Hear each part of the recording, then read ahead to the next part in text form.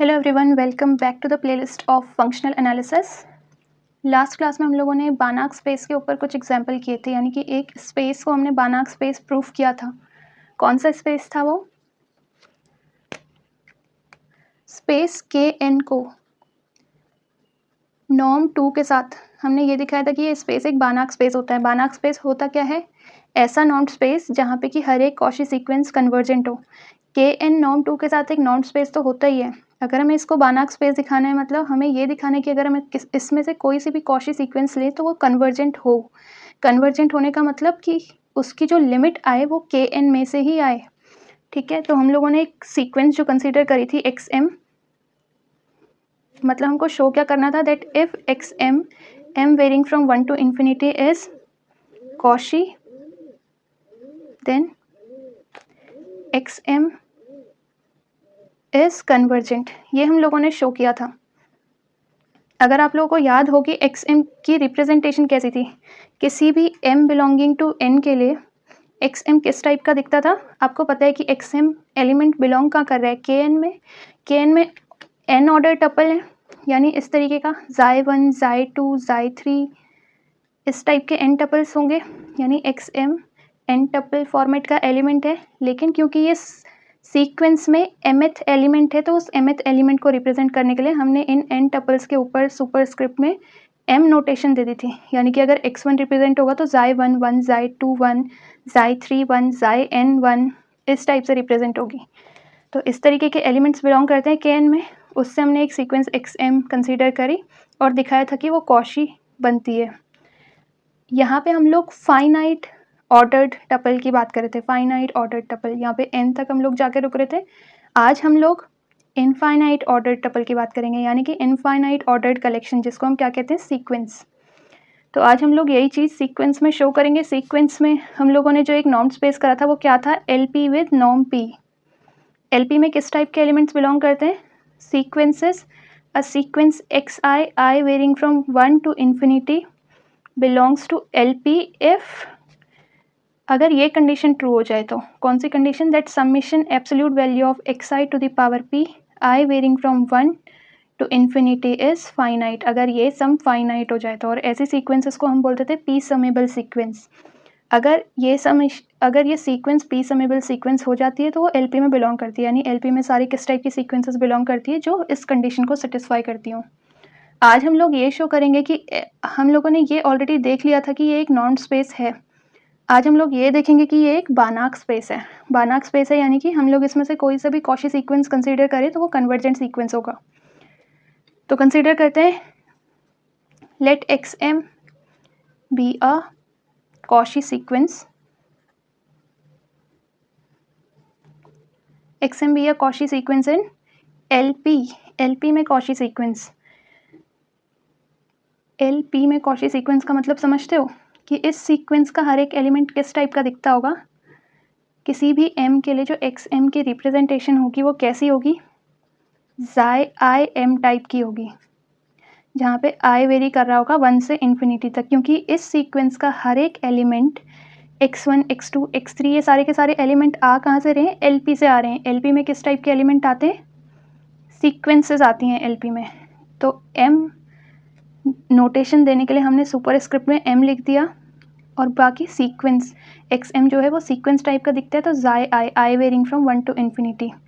और m notation इसलिए क्योंकि ये सीक्वेंस का mth एलिमेंट है। सीक्वेंस का फर्स्ट एलिमेंट कैसा दिखता होगा? Xi I1 I varying from 1 to infinity। Such that, इतना ही नहीं, और कौन सी कंडीशन ट्रू हो रही होगी? Summation xi I M to the power p I running from 1 to infinity is finite. XM की रिप्रेजेंटेशन ये होगी सच दैट कि वो इस कंडीशन को होल्ड कर रहा होगा, तभी वो LP का एलिमेंट होगा। अब हमें शो क्या करना है? और ऐसा हर एक m belonging to the set of natural number के लिए है। कोई सा भी m belonging to natural set लूँ तो उसकी रिप्रेजेंटेशन ऐसी दिखती होगी, यानी कि जो सीक्वेंस हमने XM कंसीडर करी है वो कुछ ऐसी दिखती होगी। और हम लोगों ने क्या कंसीडर करा है कि ये सीक्वेंस क्या है? एक कॉची सीक्वेंस है। तो कॉची सीक्वेंस क्या होती है?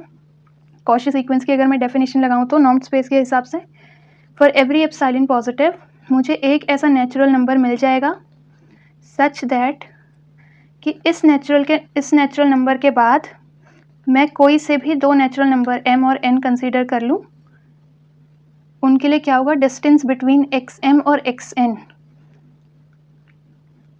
लेस देन एप्सिलॉन हो जाएंगे। और यहाँ पे डिस्टेंस क्या है, नॉर्म p से हम लोग डिस्टेंस पढ़ रहे हैं, तो हर एक एप्सिलॉन के लिए एक ऐसा नेचुरल नंबर मिल जाएगा सच दैट कि आप कोई से भी दो नेचुरल नंबर इस n नॉट के बाद कंसीडर करो, उसके लिए जो कॉरेस्पॉन्डिंग xm और xn है उनकी डिस्टेंस लेस देन एप्सिलॉन हो जाएगी। और इसका मतलब क्या है, इसका मतलब है summation absolute value of xm minus x, sorry, इसका मतलब है summation absolute value of xi m minus xi n to the power p i running from 1 to infinity to the power 1 by p less than epsilon हो जाएगा। ये समझ आया ये कहाँ से आया, क्योंकि xm कैसा दिखता है, xi m टाइप का, ऐसी xn कैसा दिखता होगा, xi n टाइप का, उन दोनों का डिफरेंस क्या होगा, xi m minus xi n, यानी कि कॉरेस्पॉन्डिंग कोऑर्डिनेट्स का डिस्टेंस। और आपको पता है कि नॉर्म p कैसे डिफाइंड होता है किसी भी सीक्वेंस के लिए, यानी कि इन दोनों सीक्वेंस का सब्ट्रैक्शन कौन सी सीक्वेंस बन जाएगी, xi m minus xi n, ये वाली sequence i running from 1 to infinity। और इस सीक्वेंस पे अगर आप नॉर्म p लगाओगे, इस एलिमेंट पे अगर आप नॉर्म p लगाओगे तो वो आपको ये वैल्यू देगा, ठीक है। अब अगर दोनों साइड हम पावर p कर दें तो ये 1 by p कैंसिल आउट हो जाएगा। तो इसका मतलब मेरी डेफिनेशन क्या बनेगी कि हर एक एप्सिलॉन पॉजिटिव के लिए एक ऐसा नेचुरल नंबर एग्जिस्ट करेगा n नॉट सच दैट कि उसके बाद आप कोई से भी दो नेचुरल नंबर m और n कंसीडर करो, उसके लिए जो कॉरेस्पॉन्डिंग xm और xn है उनके डिस्टेंस लेस देन एप्सिलॉन है। यानी इसका मतलब क्या हो जाएगा अल्टीमेटली कि summation i varying from 1 to infinity absolute value of xi m minus xi n to the power p क्या हो जाएगा, less than epsilon to the power p हो जाएगा। कुछ नहीं करा है, दोनों साइड पावर p करा है क्योंकि ये 1 by p पावर से हटाना था,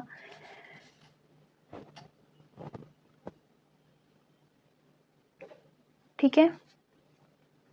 इसके बाद ये यहाँ तक हम लोग पहुँच गए। अब इसको ज़रा ध्यान से देखो, summation of non negative values, non negative क्यों, क्योंकि सारी की सारी एब्सोल्यूट वैल्यूज़ हैं, तो समेशन नॉन नेगेटिव वैल्यूज़ का less than epsilon to the power p है। इसका मतलब क्या कि इसमें से हर एक value less than epsilon to the power p होगी, है ना। तो इसका मतलब क्या हुआ कि xi m minus xi n to the power p less than epsilon to the power p होगा। ये p पावर से कैंसिल आउट कर सकते हैं, तो क्या आया हमारे पास xi m, क्योंकि p हमारा क्या होता है, हमेशा ग्रेटर देन इक्वल टू 1 होता है। p greater than equal to 1 के लिए ही हमने इस फंक्शन p को नॉर्म बताया था, नॉर्म प्रूफ किया था। तो p greater than equal to 1 है, तो p हम दोनों साइड से कैंसिल कर सकते हैं, इनइक्वालिटी उससे चेंज नहीं होगी। तो आया क्या, xi m minus xi n क्या है, लेस देन एप्सिलॉन है for every m n greater than equal to n naught. अब इसको ज़रा ठीक है, तो यहाँ से वापस से बताती हूँ कि जब हमारा समेशन नॉन नेगेटिव वैल्यूज़ का less than epsilon to the power p आ रहा था, उसका मतलब क्या है कि इनमें से हर एक value less than epsilon to the power p होगी। उसको हम कैसे लिखेंगे कि absolute value of xi m minus xi n जो कि इनसाइड वैल्यू है to the power p less than epsilon to the power p होगा for every i greater than equal to 1। ऐसा हर एक i के लिए ट्रू होगा, क्योंकि पूरा का पूरा सम ही less than epsilon to the power p है। इसका मतलब हर एक वैल्यू यानी कि हर एक i के लिए ये कंडीशन ट्रू होगी। अब क्योंकि हमारा p greater than equal to 1 होता है, इसीलिए LP विद नॉर्म p हमारा नॉर्म स्पेस केवल तब बनता है जब p greater than equal to 1 हो। तो यानी कि इस केस में जो हम LP और नॉर्म p कंसिडर करके चल रहे हैं, वहाँ पे p क्या है, already greater than equal to 1 है।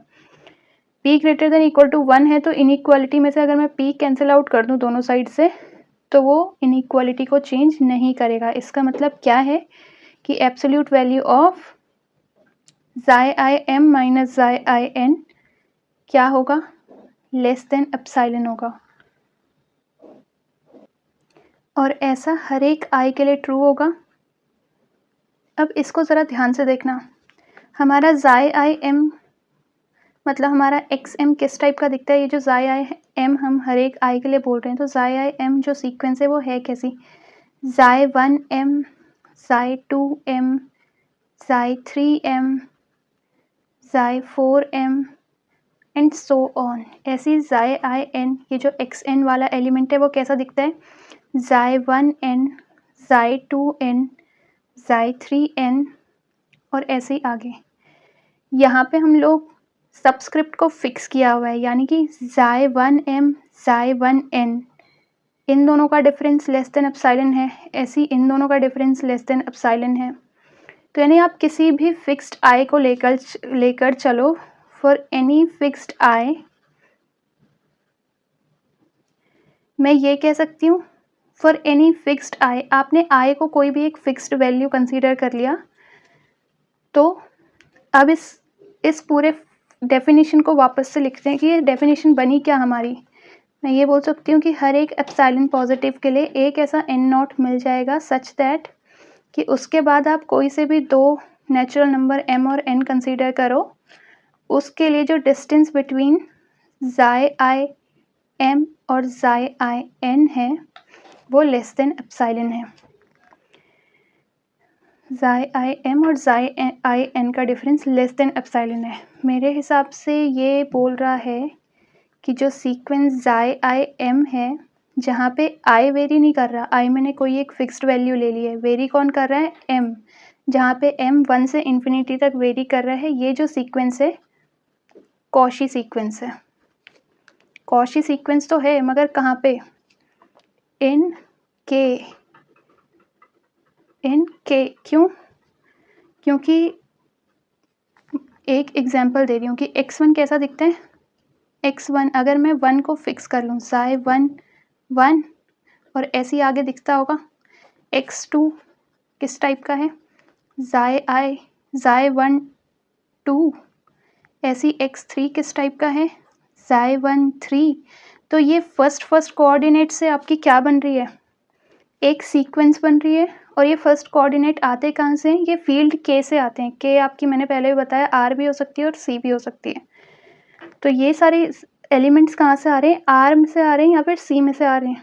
और आपने अभी यही दिखाया कि ये जो कोऑर्डिनेट से एक सीक्वेंस बन रही है, फर्स्ट कोऑर्डिनेट से एक सीक्वेंस बन रही है, ऐसी सेकंड कोऑर्डिनेट से एक सीक्वेंस बन रही है, ऐसी हर एक m के लिए, ऐसी हर एक i के लिए सॉरी, आपके पास एक सीक्वेंस बन रही है k में, जो कि कैसी सीक्वेंस है, कॉशी सीक्वेंस है। क्योंकि इस डेफिनेशन को आप अगर वापस से देखोगे तो ये कॉशी सीक्वेंस बताने की डेफिनेशन है कि जाई आई m जहाँ पे m वेरी कर रहा है वो एक कॉशी सीक्वेंस है। कॉशी सीक्वेंस है लेकिन है कहाँ पे, k में एक कॉशी सीक्वेंस है।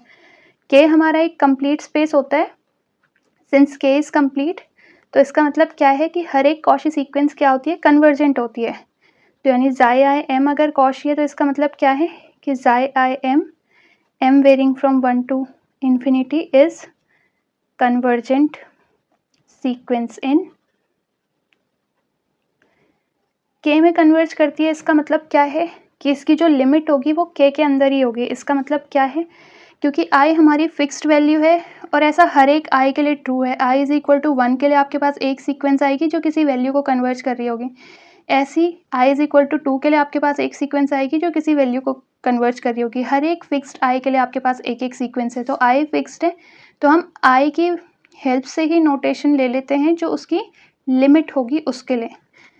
तो हम लोग क्या कह लेते हैं, let limit m tends to infinity of xi i m is जाई आई। मान लेते हैं कि जाई आई m जाई आई को कन्वर्ट कर रहा है, यानी जाई 1 वाली जो यानी फर्स्ट कोऑर्डिनेट वाली जो सीक्वेंस बन रही है वो जाई 1 को कन्वर्ट कर रही है। ऐसे जो सेकंड कोऑर्डिनेट वाली सीक्वेंस बन रही है वो जाई 2 को कन्वर्ट कर रही है। तो इस तरीके से आपके पास एक x आ जाता है जिसमें कि फिर से इनफाइनाइट नंबर ऑफ कोऑर्डिनेट्स होंगे, या फिर ये बोलो कि आपके पास एक सीक्वेंस आ जाती है x। अब हमें ये बताना है, दो चीज़ें प्रूफ करनी है।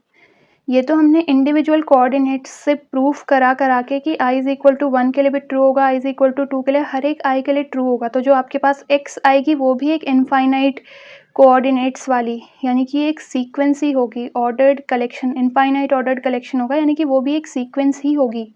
बस अभी हमें इतना पता है। अब हमें दिखाना क्या है, जो हम ओरिजिनली दिखाने चले थे, क्या कि xm जो सीक्वेंस है वो कन्वर्ज कर रही है किसको, x को कन्वर्ज कर रही है। क्या इतना ही दिखाना बहुत होगा, नहीं, हमें ये भी दिखाना है कि ये जो x है ये कहाँ बिलोंग करता है, LP में बिलोंग करता है।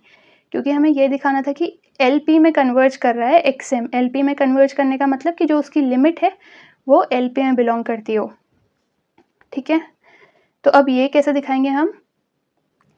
अगर हमें ये शो करना है कि XM X को कन्वर्ज कर रहा है, इसका मतलब हमें शो क्या करना है कि हर एक एप्सिलॉन के लिए एक ऐसा नेचुरल नंबर N0 मिल जाएगा सच दैट, ये बिलोंग्स टू का साइन है, सच दैट के डिस्टेंस बिटवीन XM और X लेस देन एप्सिलॉन हो जाएगा हर एक M greater than equal to N0 के लिए। For every epsilon there exist a natural number N0 such that कि जब भी आप उस नेचुरल नंबर के बाद के एलिमेंट्स को कंसीडर करोगे उसके लिए XM और X के बीच का डिस्टेंस लेस देन एप्सिलॉन हो जाएगा। यही आप प्रूव करते हो जब भी आपको दिखाना होता है कि XM X को कन्वर्ज कर रहा है ना। तो अब आप ये देखो, जो हम ओरिजिनली लेकर के चले थे, हम लोग कहाँ पहुँचे थे? For every epsilon there exist, जब हम कॉशी सीक्वेंस की डेफिनेशन को खोल रहे थे तो हम कहाँ पहुँचे थे कि हर एक एप्सिलॉन के लिए एक ऐसा नेचुरल नंबर मिल जाएगा such that for every M and N greater than equal to N0 जो है हमारा, कहाँ पहुँचे थे हम कि for every M and N greater than equal to N0 summation I varying from 1 to infinity absolute value of xi m minus xi n हमारा less than epsilon to the power p होगा। यहाँ पे पहुँचे थे हम। इसको अगर लिखूँ तो कहाँ पे थे हम कि फॉर एवरी एप्सिलॉन एक ऐसा नेचुरल नंबर मिलेगा सच दैट कि उस नेचुरल के नंबर के बाद आप कोई से भी दो नेचुरल नंबर कंसीडर करो, उसके लिए summation I varying from 1 to infinity xi m minus xi n जो होगा वो less than epsilon to the power p होगा। अगर आप यहाँ पे n टेंड्स टू इन्फिनिटी कर दो तो क्या आएगा? आपको पता है xi n कन्वर्ज करता है xi I को as n approaches to infinity. तो आप लिख दो letting n tends to infinity, तो आपके पास क्या आएगा कि हर एक एप्सिलॉन के लिए एक ऐसा नेचुरल नंबर मिलेगा सच दैट कि उस नेचुरल नंबर के बाद n आप ऑलरेडी इन्फिनिटी को टेंड करा चुके हो तो वो पिक्चर में अब नहीं होगा। Such that for every m greater than equal to N0 आपके पास क्या आया है? Summation I varying from 1 to infinity xi m minus xi to the power p is less than epsilon to the power p।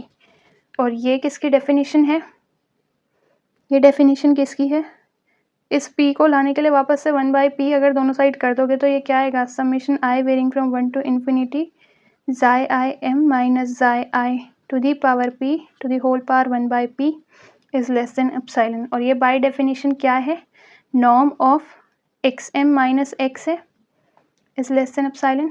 तो for every epsilon एक ऐसा natural number मिल जाएगा सच दैट कि उसके बाद ये वाली कंडीशन होल्ड हो रही है। इसका मतलब क्या है कि XM X को कन्वर्ज कर रहा है, XM X को कन्वर्ज कर रहा है। ये तो हमने प्रूफ कर दिया। अब हमें दूसरी चीज़ क्या शो करनी है कि X बिलोंग करता है हमारा LP में। LP में X को बिलोंग करने के लिए क्या कंडीशन प्रूफ करनी होगी? That summation xi I to the power p I varying from 1 to infinity जो है वो लेस देन इनफाइनाइट है, यानी कि ये जो सम है ये फाइनाइट वैल्यू है। इसी तरीके के एलिमेंट बिलोंग करते थे LP में, तो अब हम ये प्रूफ करेंगे कि ये फाइनाइट है। इसको प्रूफ करने के लिए आप लोगों को क्या करना पड़ेगा? शो क्या करना है आपको? That summation xi I to the power p I running from 1 to infinity ये फाइनाइट है। आप कंसीडर करो summation I varying from 1 to infinity xi I p, ये हमने कंसीडर करा। आपको पता है आप इनसाइड इसके xi I के साथ कोई वैल्यू माइनस और प्लस कर सकते हो। मैंने xi I n0 को माइनस कर दिया एक बार और एक बार उसको प्लस कर दिया, ठीक है। अब ये जो इनसाइड वैल्यू है इसको आप as a sum of two real number या फिर टू कॉम्प्लेक्स नंबर, दो एलिमेंट्स का सम कंसिडर कर सकते हो ना इसको। यहाँ पे हम मिनकॉस्कीज इनइक्वालिटी लगा सकते हैं ना। मिनकॉस्कीज इनइक्वालिटी लगेगी तो ये क्या आएगा? ये आ जाएगा less than equal to summation I varying from 1 to infinity sum xi I minus xi n0 to the power p और यहाँ पे अगर हम 1/p साथ साथ कंसीडर करें तो 1/p मिनकाउस्कीज़ इनइक्वालिटी में लगा सकती हूँ। एक बार पूरा का पूरा फर्स्ट वाले रियल नंबर पे डिस्ट्रीब्यूट हो जाएगा और एक बार पूरी सेकंड वैल्यू पे डिस्ट्रीब्यूट हो जाएगी। सेकंड वैल्यू बची क्या है, xi I N naught to the power p to the power 1/p। N naught ये वही नेचुरल नंबर है जो हमने यहाँ लिया था कि कोई ऐसा नेचुरल नंबर मिल जाएगा सच दैट कि उसके बाद या उसके इक्वल ये सीक्वेंस जो है वो कन्वर्ज करेगी, XM वाली सीक्वेंस जो है वो कन्वर्ज करेगी। इसका मतलब क्या है, XN नॉट भी टेंड करता है X की तरफ। ठीक है, तो ये उनके कन्वर्जेंस की डेफिनेशन हो गई। XN naught converges to X, तो इसका मतलब ये पूरी की पूरी वैल्यू क्या हो जाएगी, लेस देन एप्सिलॉन हो जाएगी। और ये जो बची हुई वैल्यू है आपको पता है कि ये इनसाइड वैल्यू, क्योंकि XN नॉट जो है आपका वो LP में बिलोंग करता है, इसका मतलब ये inside value already less than epsilon है।